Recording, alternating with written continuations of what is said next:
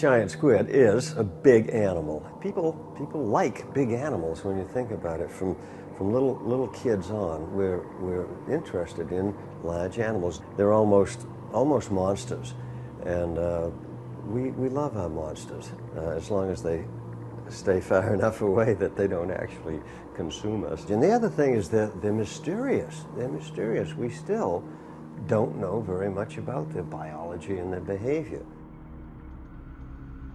We were in the Sea of Cortez working on the Humboldt squid, and they range in size from what we would call small ones, a couple of feet long, up to a total length of 10 to 12 feet, up to 80 to 120 pounds. And we had a little observation chamber, and I was in that, and I brought the Humboldt squid into this chamber, cage, if you will, and she suddenly took exception to that. Now, I don't know whether because she sensed the sort of the enclosure or what, but she nailed me really hard, right through my wetsuit, my dive skins, and the bathing suit. I had quite a gash on my thigh, and they have been known to kill people. In fact, they're so aggressive that when they do attack a diver, they'll have start out with one animal perhaps will initiate the attack, but then others will come right around and just sort of gang up on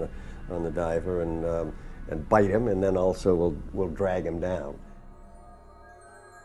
Certainly all those stories about attacking ships and pulling them over and devouring sailors and so forth, I do believe those were all fantasy.